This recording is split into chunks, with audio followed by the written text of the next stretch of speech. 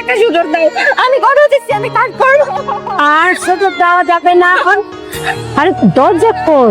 আমি দরজা খুলতাম না, আমার তোমার ওটার দরকার নেই। ড্রাইভার গাড়িটা লক করে দাও। তুমি কি চাও তোমার মেয়ের জীবনের স্বাধীনতা আরেকজনের হাতে চলে যাক? আরেকটা মানুষ তোমার মেয়েকে কন্ট্রোল করুক, এটা তুমি বাবা হিসেবে মেনে নিতে পারবা? ও মা, তুমি কি চাও তোমার মেয়ে আরেকজনের বাড়িতে যে কাপড় চোপড় কাচুক, রান্না বান্না করুক কাজের মেয়ের মতো? এটা কেমন বিচার তোমরা আমারে বলো, তোমরা বাবা মা হয়ে? তুই কাজ করবি কেন? হ্যাঁ হ্যাঁ, ওই বাড়িতে কাজের লোক নেই, তুই কেন কাজ করবি? ও বাবা গো, আমি তো একটা অচেনা মানুষের সাথে এক ঘরে কেমনে থাকবো? আমি পারবো না, আমি পারবো না, আমি তোমাদের কারো উঠতে দেবো না।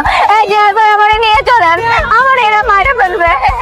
চুপ, একদম চুপ, চলো তুমি ওঠো। हमारे दिलदार है तुम्हारे, हमसे मिला करो, সরি স্যার। हमसे मिला करो। স্যার, স্যার আসেন না, বসুন না। शिकवा স্যার বসুন।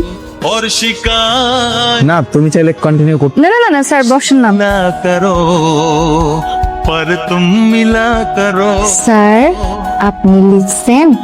ও বাবা, মা, দেখে যাও তোমাদের গুণধর টিচারের কাজ। সর্বনাশ করে ফেলছে, তাদের আসো বাবা। মা, সর্বনাশ হয়ে গেছে। তোর ভালো মেয়েকে, এত নম্রভদ্র একটা মেয়েকে এই টিচার নামের এই দুষ্টু লোকটা আই লাভ ইউ লিখছে। আর কখনো প্রেম নিবেদন করবে না, কেমন? যদি করতে হয় বাইরে গিয়ে করবে। আমরা বাসায় আছি না, বাসার ভিতরে প্রেম ব্যাপারটা কেমন হয়ে যায় না? বাবা, তুমি ইনডাইরেক্টলি শেষ পর্যন্ত তোমার মেয়েকে প্রপোজ করার জন্য বললো? ছি বাবা। আচ্ছা শোনো বাবা, কি খাবে তুমি? শরবত বানিয়ে আনি তোমার জন্য? হ্যাঁ যাও শরবত বানিয়ে। দাও শরবত দাও, মিষ্টি মুখ করাও। এরকম একটা লম্পট চরিত্রহীন টিচারকে তোমরা শরবত দিতে চাচ্ছ? ছি, তোমাদের বাবা মা না শত্রু। কালকে একটা আকাম করতাম, আর আজকে এই খোলা আকাশের নিচে নিয়ে আসলেন পড়ানোর জন্য। কেন বাসায় পড়ানো যেত না? বাসায় পড়ানো যেত, কিন্তু খোলা আকাশের নিচে পড়াশোনা করলে পড়াশোনা ভালো হয়। এটাকে বলা হয় ন্যাচারাল স্টাডি। এই জন্য তুমি তোমার চোখটা বন্ধ করো, একটা বড় করে নিঃশ্বাস নাও। এই যে মুক্ত বাতাসে তুমি ন্যাচারাল। থাক হইছে, আর জ্ঞান দেওয়া লাগবে না স্যার, আপনি পড়ান।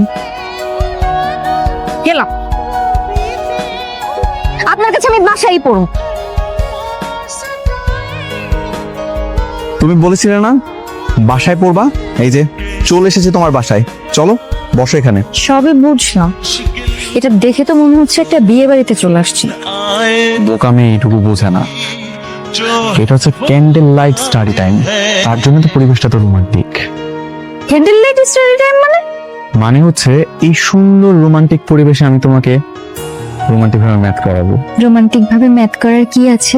এই যেমন আমি তোমাকে খুব সুন্দর করে বুঝিয়ে ম্যাথ করাবো, আর মাঝে মাঝে একটা রোমান্টিক কথা বলবো। অসভ্য লোক কোথাকার। আপনার চোখে মুখে অসভ্যতামি ফুটে উঠতেছে। আপনি কি পড়াতে আসছেন নাকি অসভ্যতামি করতে আসছেন? যেদিন নিজের চরিত্র ঠিক করতে পারবেন সেদিন এসে আমাকে পড়াবেন। তো সব ক্যান্ডেল লাইট স্টাডি টাইম। अगर हो हमसे गिला करो। বলো, ওরা ওর কথা বলো, কতদূর তুমি আগালে? কিন্তু আমাকে কয়েকটা দিন সময় দিতে হবে নাকি? ঠিক আছে, দিলাম তোমার সময়, যাও। ঠিক আছে, এবার দেখবেন আমি ঠিকই করে দেখাবো। উঠি।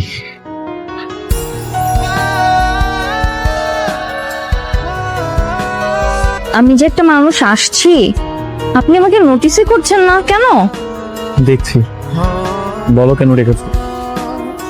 এরকম ভাবে হুট করে একটা মেয়ের সাথে দেখা করতে আসছি কারো রেস্টুরেন্টে। এটা যদি আমার গার্লফ্রেন্ড জানে তাহলে খামোখা আমার সাথে রাগ দেখাবে। খামোখা এখানে ডাকছো, বাই।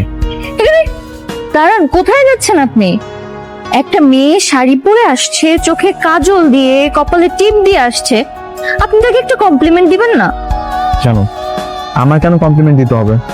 অদ্ভুত ব্যাপার, শাড়ি পরতে এফোর্ট লাগে না, টাইম লাগে না? আমি যে রেডি হয়ে আসছি, অ্যাটলিস্ট আমি একটা কমপ্লিমেন্ট তো ডিজার্ভ করি, তাই না?